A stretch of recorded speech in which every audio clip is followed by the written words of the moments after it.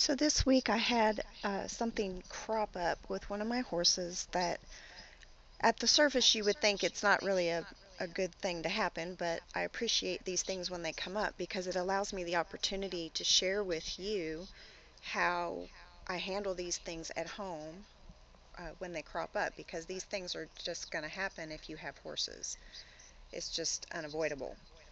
So you can't really tell from this picture because her leg is white, but she does have some swelling at her fetlock, and I noticed over the last couple of days that she was favoring that foot slightly, and I wasn't sure why, so I thought I'd just keep an eye on it and see what would happen. And it gradually, over the last 3 days, got worse and worse. So I decided to go ahead and do some hydrotherapy on it because the swelling was worse. There was a little bit of heat. And then I did a hoof soak just in case there was an abscess that was starting to form. And sure enough, this morning when I got up to go feed, there was this little crusty, goopy spot that had appeared on the hairline. So at that point, I knew I was dealing with an abscess, and she was moving better, so that reinforced the fact that her abscess has erupted. So I'm just going to show you what we're doing this week to deal with this abscess.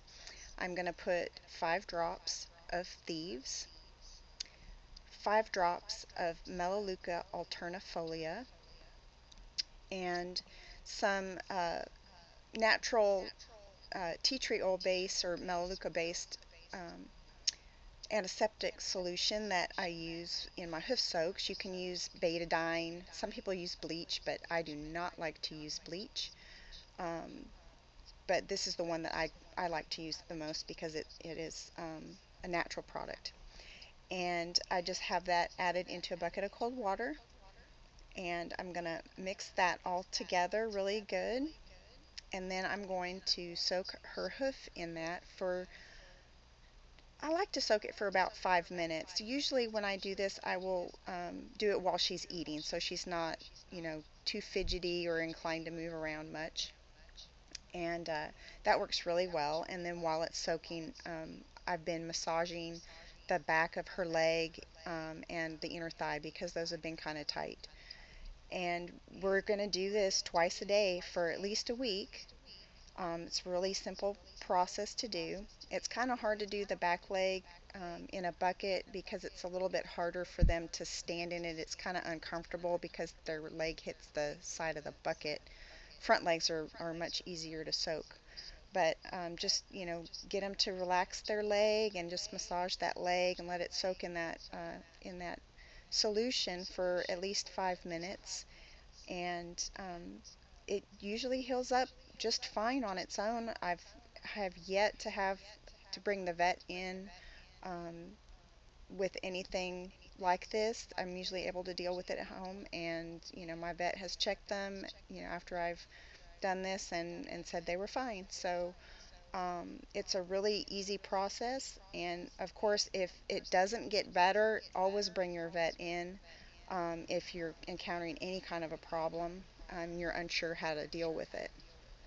The other thing that you can do is if you're having issues with uh, front leg abscesses, is to massage the trapezius muscles on the neck, because these muscles will get really, really tight as they favor that leg. And so you can just give them some added pain relief by massaging those muscles of the neck and in the tricep muscles in the arm, and then just down the leg. And they'll really appreciate that extra attention. And on my mare, because it's on the back, I'm going to be massaging the inner thigh, semimembranosus muscle, the semitendinosus muscle, which is on the back side of the leg, and then also the gaskin, and just down, all the way down to the fetlock to help with a little bit of that swelling. So hopefully these tips will help you if you ever encounter this issue yourself. And I hope to talk to you again soon. Thanks for watching. Bye.